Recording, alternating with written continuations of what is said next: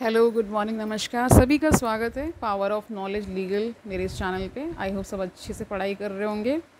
और ये अभी हमने इकोनॉमिक सीरीज शुरू कर दी है, इसका भी आप भरपूर प्रयोग कर रहे होंगे अपनी स्टडीज़ में। ठीक है, एक हेल्पिंग हैंड आपको मिल चुका है। ठीक है, आज हम एक इम्पॉर्टेंट चैप्टर ले रहे हैं। थोड़ा सा ये वाइड चैप्टर है, इसको हम 2 पार्ट्स में कंप्लीट करेंगे। ठीक है, पब्लिक फाइनेंस। ठीक है, इसमें क्या क्या चीज़ें आती हैं वो आज जानेंगे।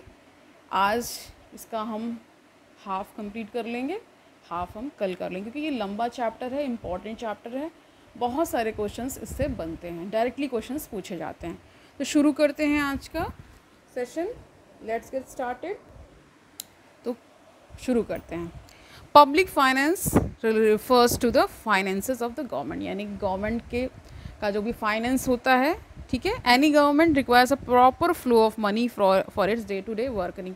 जो भी फंक्शन करने होते हैं गवर्नमेंट को, उसके लिए मनी की आवश्यकता पड़ती है। तो इसका मतलब क्या होता है, इट नीड्स मनी टू पे the salaries and pensions of its officers. सबको पता है कि ऑफिसर्स हैं, ठीक है, उनके जो एम्प्लॉयज़ हैं उनको पे करते हैं in the form of money. Okay, roads हैं, हॉस्पिटल्स हैं, स्कूल्स हैं, ये सब कैसे बनते हैं?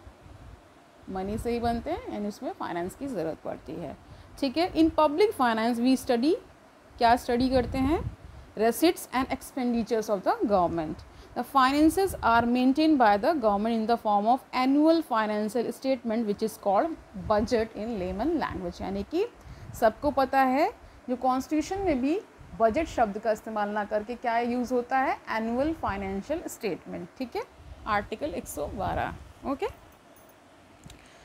ठीक है। अब बजट क्या होता है? Budget is one of the most important financial documents of the Indian government. सबसे इंपॉर्टेंट डॉक्यूमेंट होता है ये, as it is the manifestation of the government vision and its policy. यानी कि गवर्नमेंट का क्या विजन है और क्या उसकी पॉलिसी है, उसका मैनिफेस्टेशन, यानी वो ज़मीनी तौर पे कैसे उतर रहा है, जो गवर्नमेंट्स की पॉलिसीज़ हैं वो ठीक से क्रियान्वयन उनका हो रहा है कि नहीं हो रहा है, ये सारी चीज़ें। ठीक है, through the policy outlines in budget the industry and businesses are able to decipher the direction in which the government wants to take the country. यानी कि यही सब डिसाइड करता है कि इन कितनी इंडस्ट्री सेटअप हो रही हैं। ठीक है, ठीक है, कितने बिजनेसेस को रन किया जा रहा है, और ये क्या नीयत शो करता है गवर्नमेंट की कि वो किस दिशा में जाना चाहती है। ठीक है, टाइप्स ऑफ बजट जान लेते हैं। तो based on the difference between the receipts and, इसको पी यहाँ साइलेंट होता है तो इसको रेसिट पढ़ते हैं, not receipt. P is silent.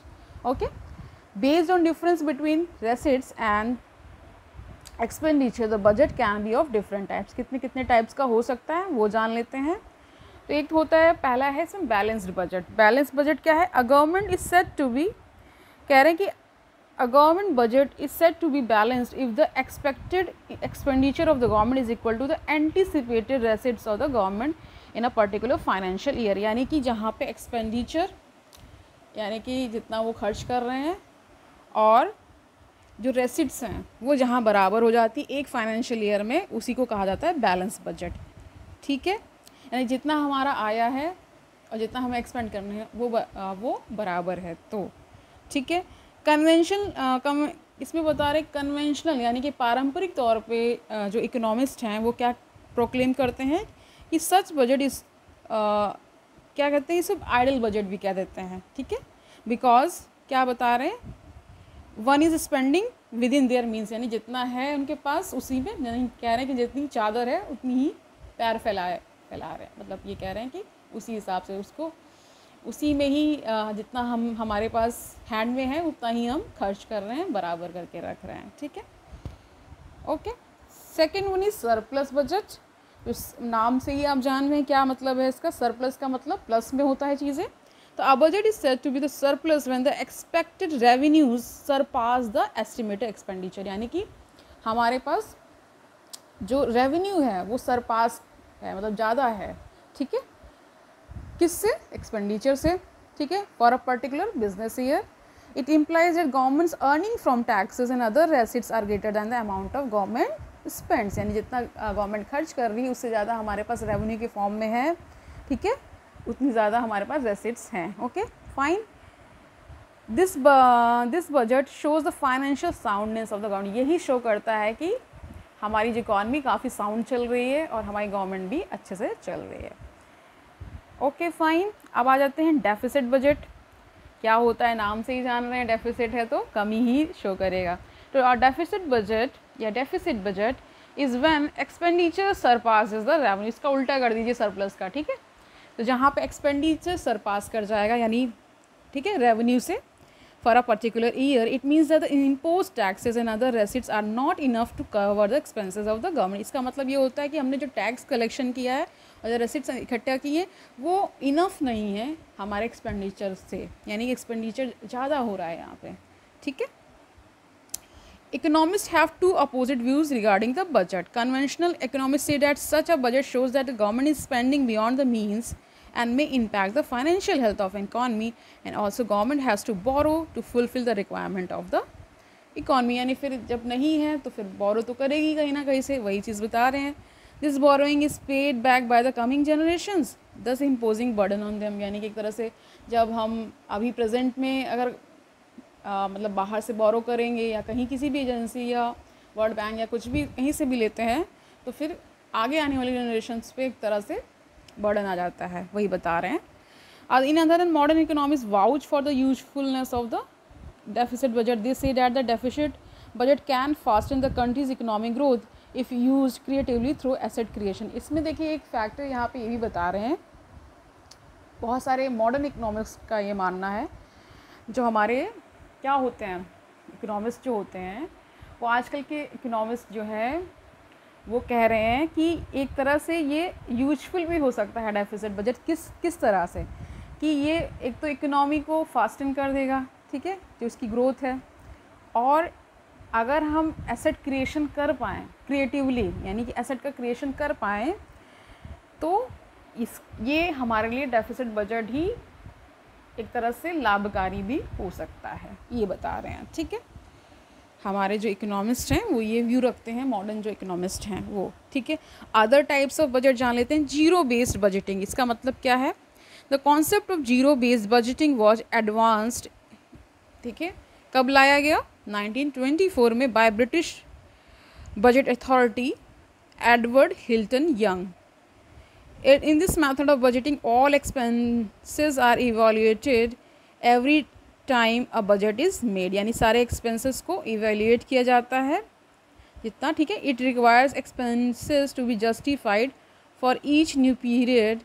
Zero-based budget was introduced in India by the Department of Science and Technology in 1983। यानी सबसे पहले ये जो बजट है कहाँ पे, किस डिपार्टमेंट में इंट्रोड्यूस किया गया था? Department of science and technology 1983 में। It starts from zero base and even function of the government is analyse for its needs and cost. It is a decision or project oriented method of budget. For example कैसे कर रहे हैं? Let's say there is a poverty alleviation scheme, कोई भी XYZ scheme है जो कि गरीबी उन्मूलन के लिए है। Every year 1 crore are allotted to, ठीक है, 1 करोड़ अलॉट किया जाता है नॉर्मल बजटिंग के तहत, ठीक है। But zero based budgeting tells us that there should be no fixed amount to be allotted. ये कह रहा है नो, कोई फिक्स अमाउंट मत रखिए। Every year before the budget scheme XYZ should be evaluated for its past performance and target of poverty reduction to be achieve the following year and the outlay for the scheme XYZ should be made accordingly. यानी यहाँ पे कह रहे हैं फिर क्या करेंगे? Every year जो भी स्कीम इवेल्युएट की जाएगी वो पिछली जो ईयर की जो परफॉर्मेंस होगी उसके बेसिस पे होगी, और मान लीजिए जो कमी है जो हमें करना है, ठीक है, मनी पॉवर्टी का रिडक्शन करना है, ठीक है, तो वो बता देंगे कि कितना हमें अचीव करना, कितना कर चुके हैं वो जान लेंगे और कितना और अचीव करना है वो जान लेंगे। तो इससे क्या होगा? पूरा इसका आउटले बन जाएगा अकॉर्डिंगली। ये बता रहे हैं एग्जाम्पल के। तुम समझ में आ गया? नहीं समझ में आया दोबारा से देखिए। ओके, आउटकम बजट भी होता है। ये कब इंट्रोड्यूस हुआ? 2005 में इंट्रोड्यूस हुआ। इसका मतलब क्या है? It analyses the progress done by each ministry and department of the government against the budget outlay. यानी कि जब हमने जितना खर्च किया बजट के अकॉर्डिंग, ठीक है, उसका एनालिसिस भी करेंगे कि गवर्नमेंट की जो मिनिस्ट्रीज़ होती हैं, ठीक है, या गवर्नमेंट ने की जो वेरियस डिपार्टमेंट्स हैं, बजट के अकॉर्डिंग उन्होंने कितना क्या क्या किया, ये सारी चीज़, इसी का नाम ही है ना आउटकम बजट, तो समझ ही रहे नाम से ही। The major feature of outcome budget is that it measures the outcome in terms of physical units, वही मैंने बताया। For example the performance of the ministry of road and transport and highways can be measured in the number of kilometres of highway construction. एक example भी इन्होंने दे दिया कि मान लीजिए हम ministry of road and transport का एंड हाईवेज का मेजर कर रहे हैं कि कैसे क्या हुआ, तो ये इस तरह जान सकते हैं कि कितनी किलोमीटर्स ऑफ हाईवे बनाए गए या कितने किलोमीटर्स ऑफ रोड्स का कंस्ट्रक्शन हुआ, ठीक है, इस तरह से। फिर जेंडर बजटिंग, जेंडर से समझ ही रहे हैं, जेंडर से है। This involves gender based assessment of the budget and involves gender perspective at all levels of the budgetary process to promote gender equality, यानी कि ये लाया ही इसलिए जाता है ताकि जेंडर इक्वालिटी इंप्रूव हो सके, ठीक है। Through this budget, the government declares the amount to be spent on the welfare and empowerment related scheme for women, यानी कि women के लिए ऐसी स्कीम्स लाई जाती हैं जब उनका एम्पावरमेंट हो सके, उनको सशक्तिकरण उनको दिया जा सके, उनको सशक्त किया जा सके, ठीक है, उनका सशक्तिकरण हो सके। वेलफेयर स्कीम्स वेरियस गवर्नमेंट मतलब वेरियस स्कीम्स लाती रहती हैं गवर्नमेंट, बहुत सारी गवर्नमेंट्स जितनी भी अभी तक इंडिया में बनी हैं वो इस पर ज़रूर फोकस करती हैं। It is a powerful tool for achieving gender mainstreaming to ensure the development benefits reach the women, यानी कि ये बता रहे हैं यहाँ पे कि ऐसा ये इंश्योर किया जाता है ताकि जो डेवलपमेंट है ये सारी स्कीम्स वुमेन तक पहुँचें, ठीक है। It was introduce in India in budget 2005 और 6 में इंट्रोड्यूस किया गया था। इसके 2 पार्ट थे। Part A deals with women, specific schemes थी इसमें, वुमेन स्पेसिफिक स्कीम थी जो कि 100% वुमेन के लिए बनाई गई, जैसे बेटी बचाओ बेटी पढ़ाओ स्कीम, ठीक है। और part B deals with pro women schemes, यानी where there is preferential allocation to women, okay fine. Performance budgeting जान लीजिए क्या है। It reflects the goals and objectives of the government and spells out performance target, यानी इसमें targets बनाए जाते हैं, ठीक है, उनकी परफॉर्मेंस को एनालिसिस किया जाता है।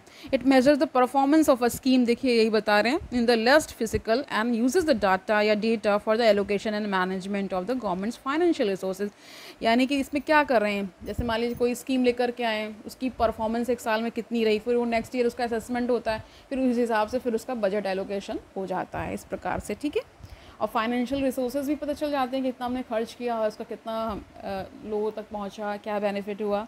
इन such a budget every unit of input यहाँ पे मनी को कह रहे हैं, is measured again the corresponding effect it produce on the ground, यानी कि मान लीजिए 1 रुपया हमने खर्च किया, उसका ग्राउंड में क्या इफेक्ट पड़ा उस 1 रुपये का, इस तरह से, ठीक है फाइन। ओके, कंपोनेंट्स जान लेते हैं बजट की। तो कंपोनेंट्स क्या क्या होते हैं, स्ट्रक्चर, पहले तो इसका स्ट्रक्चर जानते हैं। तो एक होता है बजट रेसिट्स एंड एक होता है बजट एक्सपेंडिचर। तो बजट रेसिट्स में क्या होता है, आते हैं रेवेन्यू रेसिट्स आते हैं और कैपिटल रेसिट्स आते हैं। एक्सपेंडिचर में भी क्या होता है, रेवेन्यू एक्सपेंडिचर होता है और कैपिटल एक्सपेंडिचर होता है, क्लियर, ठीक है ओके। रेसिट्स क्या होते हैं वो जानते हैं। It includes all the money received by the government of India, जितना भी मनी रिसीव हुआ है वो रेसिट्स को कहलाता है। They are further divided into revenue and capital receipts. Fine, revenue receipts क्या होते हैं, it includes the receipts which are regular, ठीक है। They are sub divided into tax revenue and non tax revenue. तो टैक्स रेवेन्यू क्या है, it has all taxes imposed by the government of India on the people and businesses, ठीक है, समझ गए। They are further divided into direct taxes and indirect taxes, सभी को पता है। एग्जाम्पल ऑफ डायरेक्ट टैक्स है जैसे कॉर्पोरेट टैक्स है, इनकम टैक्स है, ये सब क्या है आपका डायरेक्ट टैक्स है, ठीक है। इनडायरेक्ट टैक्सेस में जैसे आता है जीएसटी है आपका और एक्साइज ड्यूटी है, ओके। नॉन टैक्स रेवेन्यू क्या होता है, it is the recurring income of the government of India excluding the taxes, यानी कि टैक्सेस को जो छोड़ करके जो इनकम आ रही है, ठीक है, रिकरिंग भी है वो, उसको कहा जाता है। इट इंक्लूड्स द फाइन्स, जो भी फाइन्स लगाती है, ठीक है, पेनल्टीज जो लगाती है गवर्नमेंट, ठीक है, डिविडेंड्स एंड प्रॉफिट्स, ठीक है, earnings in leave of the services like coin printing, railways, ये सब चीज़ें, and all the interest received on the loans bye the government. जब इंटरेस्ट पे मतलब कहते हैं जब इंटरेस्ट आता है, यानी कि लोन पे जो इंटरेस्ट चार्ज करती है वो सारी चीज़ें, ओके। इसका एग्जाम्पल है जैसे sales tax, excise duty, service tax, entertainment tax mention in picture above has submitted under the GST में आ गया है। कैपिटल रिसिट्स जान लेते हैं अब। तो क्या होता है, they include receipts which are not regular in nature, यानी ये रेगुलर नहीं होती हैं, ठीक है। It creates liability or reduces the financial assets, ये लाइबिलिटी भी क्रिएट करती है और रिड्यूस करती है फाइनेंशियल एसेट को। Liability is created when the government receives money by way of loans, ठीक है। The sale of government assets reduces the financial assets of the government. Capital receipts are further divided into debt capital receipts and non-debt capital receipts. So debt capital receipts क्या होती है? It is the money which the government of India borrows for its expenditure. यानी ये वो money है जो कि government of India बोरो करती है एक्सपेंडिचर करने के लिए, ठीक है। It's need to be pay back at some later point in time by future generation, सभी को पता है बाद में ही पे करते हैं, फ्यूचर जनरेशन्स को ही पे करना पड़ता है। If this borrowing is used for regular expenses then it may disturb the physical position of the country. अगर इसे रेगुलरली हम एक्सपेंसेस के लिए यूज़ करेंगे तो फिजिकल पूरा ढांचा जो पोजीशन है कंट्री की वो बिगड़ सकती है। It might lead to hyper inflation and hurt the economy in the long, hyper inflation create हो सकता है और ये इकॉनमी को हर्ट कर सकता है लंबे समय के लिए या लंबे समय में। It includes borrowing within the territory of the country as well as the borrowings like the international organizations like IMF, यानी कि ये within the country भी borrowing की जा सकती है या फिर IMF वगैरह से भी होती है। तो नॉन डेट कैपिटल रिसिप्ट्स क्या हैं? These are capital receipts which need not to be paid back, यानी इसको वापस पे करने की ज़रूरत नहीं पड़ती है। It includes of the ये यहाँ पे एक वर्ड आया है ये मेरे ख्याल से डिसइन्वेस्टमेंट होना चाहिए from the sale of the public sector enterprises, यहाँ पे मिसप्रिंट हुआ है।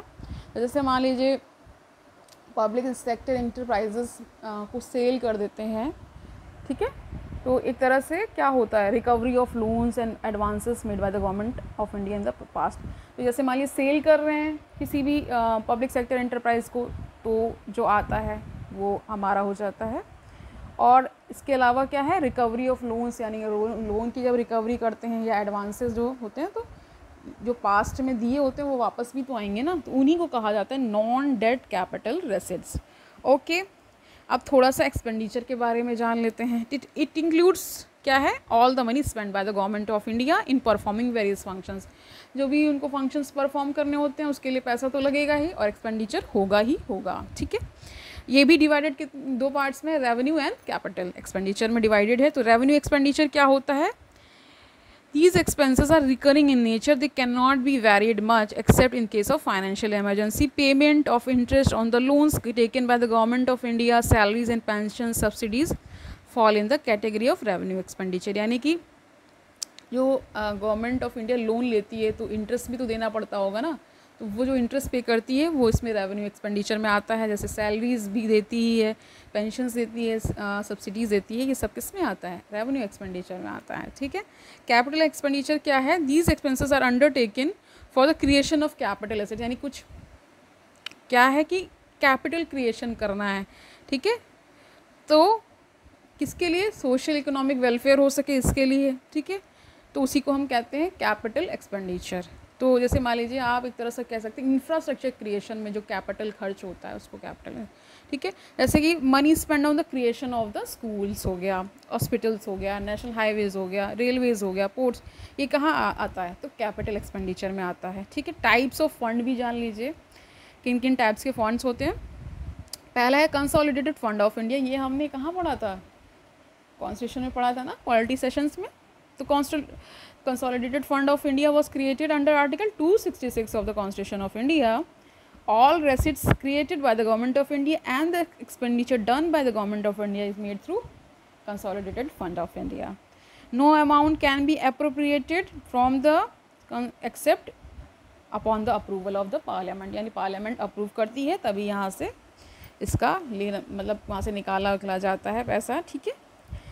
आप देखिए CFI यानी consolidated fund of India use for two types of expenditure. The first is expenditure charge on the CFI यानी consolidated fund of India. It is non votable, यानी कि इस पर वोट नहीं होता है पार्लियामेंट में, and can only be discuss, सिर्फ डिस्कशन होता है इसके बारे में। दूसरा क्या है कि made from the consolidated fund of India, ठीक है, ओके। अब एक देखिए इसमें पब्लिक अकाउंट ऑफ इंडिया भी है, जिसको आर्टिकल 266 क्लॉज 2 के तहत कॉन्स्टिट्यूट किया जाता है। It allows for the flows for those transactions where government is mainly acting as a banker, यानी गवर्नमेंट जब बैंकर की तरह एक्ट करती है, these funds do not belong to the government, ठीक है, they have to be paid back at some time और to their rightful owners, यानी कि ये वापस करना पड़ता है फंड, एक तरह से वो बैंक का केवल काम करती है। जब भी सही समय आएगा, उसका निश्चित समय होगा, तो उसमें क्या उसको वापस करना पड़ता है, ठीक है। Because of this nature of the fund expenditures from it are not required to be approved by the parliament, यहाँ पे पार्लियामेंट का अप्रूवल की ज़रूरत नहीं होती है। जैसे एग्जांपल है इसमें प्रोविडेंट फंड्स हैं, ठीक है, स्मॉल सेविंग्स हैं, income of government set apart for expenditure on specific objects like road development, primary education, ये सारी चीज़ें। There are 5 major heads of account under public account, जो क्या क्या चीज़ें हैं, the small savings, provident fund and other accounts, ठीक है। सेकेंड है रिजर्व फंड्स, फिर थर्ड है डिपॉजिट्स एंड एडवांसेस, फोर्थ है suspense and miscellaneous, and fifth one is remittances, ठीक है, ओके फाइन। अब देखिए एक है इसमें कंटीजेंसी फंड भी होता है, सभी को पता है। तो ये किसके तहत कौन से आर्टिकल के तहत गठित होता है, सब पढ़ा चुकी हूँ मैं। तो आर्टिकल 267, ठीक है, of the Indian constitution. This fund is placed at the disposal of the union government in the name of president. It is use in case of unforeseen expense, यानी कि कोई आपातकाल की स्थिति में या कुछ और भी एक्सपेंडिचर आ गया है तब खर्च किया जाता है, जो कि अर्जेंट भी होता है in nature and does not provide enough time for approval of the government of India. The fund is use in case of disasters, ठीक है, जब डिजास्टर कहीं हो जाता है तब यूज़ होता है ये, okay. And the spend amount is rater, कैसे भरा जाता है बाद में इसको, जैसे मान ली खर्च कर दिया, फिर उसकी भरपाई भी तो की जाएगी। तो ये सब चीज़ें कैसी होती हैं, तो अप्रूवल होता है इसमें पार्लियामेंट का, ठीक है। और इसका फंड देखिए क्रिएट भी इस प्रकार से किया जाता है ना कि अच्छा खासा इसमें पैसा रहता ही रहता है। तो recently the value of fund has been increased from 500 crore से लेकर के 30,000 करोड़ इसका कर दिया गया है। अब जान लेते हैं टाइप्स ऑफ डेफिसिट, कितने टाइप का देखिए डेफिसिट होता है, और फिर हम यहीं पे इसको ख़त्म भी कर देंगे। आज हम डेफिसिट तक ही करेंगे। तो पहला है इसमें देखिए 3 कैटेगरीज में इसको डिवाइड किया गया है बजट डेफिसिट्स को। तो पहला है रेवेन्यू डेफिसिट। इसका मतलब क्या है, it refers to the excess of total revenue expenditure over total revenue receipts, यानी कि इसका एक फॉर्मूला बना सकते हैं आप कि कैसे कि जो एक्सेस हो गया है ना, मान लीजिए डेफिसिट का मतलब ही है कि ज़्यादा ही हो गया है, तो total revenue expenditure over the total revenue receipts. When the government spending does not result in the production of the fixed assets, the spending is termed as revenue expenditure. The government spends money on variety of things, including paying interest on loans, salaries and pensions, subsidies. सब बताया है मैंने, ठीक है। Non capital expenditure on social services, जैसे कि maintenance of educational institutions, ठीक है, हेल्थ, ब्रॉडकास्टिंग, ये सारी चीज़ों में क्या होता है, खर्च किया जाता है ना, तो इसी को बोलते हैं। A positive revenue deficit shows that the government is unable to cover its regular and recurring expenditures under the project, यानी कि बजट जितना भी प्रोजेक्ट किया गया है उस हिसाब से, ठीक है, ओके। अब इसमें देखिए नेक्स्ट है क्या है, फिजिकल डेफिसिट। तो इसमें क्या है, the government is accruing a physical deficit when the balance of the government's total non debt creating receipts and a total expenditure turns out to be negative, जहाँ पे नेगेटिव हो जाता है। तो इसका देखिए, इसका फॉर्मूला आप याद कर लीजिए। तो फिजिकल डेफिसिट क्या होता है, physical deficit is equal to total expenditure minus total receipts other than borrowings, ठीक है, बोरोइंग को छोड़ करके, ओके क्लियर। यानी फिजिकल डेफिसिट क्या है, टोटल एक्सपेंडिचर, ठीक है, माइनस टोटल रेसिप्ट्स, और इसमें क्या हटा दीजिए, बोरोइंग्स को छोड़ करके, ओके। प्राइमरी डेफिसिट क्या होता है, it is known age difference between the current year physical deficit and the interest payment on earlier borrowings, यानी प्राइमरी डेफिसिट का फॉर्मूला क्या हो जाएगा, physical deficit minus interest payments, ठीक है, ओके। बहुत सिंपल है, अगर आपको कॉन्सेप्ट क्लियर हो गया तो, ओके। अब देखिए एक होता है मोनेटाइज्ड डेफिसिट भी होता है. It represent the increase in the net RBI credit to the union government. यानी कि RBI भी क्रेडिट देता है, ठीक है, which is the sum of increases in the RBI's holding of government debt plus by any draw down by the government of its cash balance with the to simply में क्या कह सकते हैं कि मोनेटाइज्ड यानी monetised deficit represents the expansion in money by the RBI. यानी उसके पास expansion हो जाता है मनी का, वो बताया जाता है, ठीक है.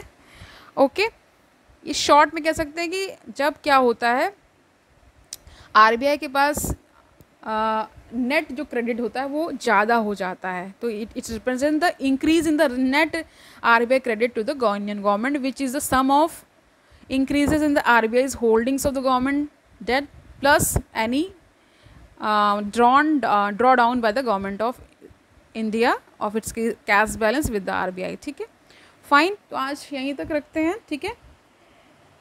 आपको समझ में आ गया होगा. एक्चुअली क्या होता है ना कि इकोनॉमिक्स ऐसा टॉपिक है, ऐसा सब्जेक्ट है, तो थोड़ा सा इसमें क्या करना पड़ता है, आपको थोड़ी सी इसकी बेस तैयार करनी होती है. जब आपका बेस तैयार हो जाएगा तो इसमें जो पॉइंट्स आ रहे हैं वो आपको क्लिक करना शुरू कर देंगे, ठीक है, कि क्या क्या इसमें चीज़ें होती हैं. क्योंकि अगर आप ये समझ गए तो बहुत हद तक आपको इकोनॉमिक्स समझ में आ जाएगा. तो नेक्स्ट हम क्या लेने वाले हैं कल, तो वो हम कल जानेंगे. इसका हम कंटिन्यूएशन ही करेंगे क्योंकि ये बहुत ही इंपॉर्टेंट चैप्टर है, इससे बहुत सारे क्वेश्चंस बन सकते हैं. रेवेन्यू डेफिसिट क्या होता है, ठीक है, फिजिकल डेफिसिट क्या होता है, प्राइमरी डेफिसिट क्या होता है, ये सारी चीज़ें. ओके फाइन, कल मिलते हैं. नहीं समझ में आया दोबारा सा वीडियो को प्ले करिए, एक एक पॉइंट को जानिए, खुद पढ़ेंगे, साथ साथ ये लेक्चर सीरीज़ भी देखेंगे तो ऑटोमेटिकली सब कुछ क्लियर होता जाएगा. ठीक है, ऑल द बेस्ट.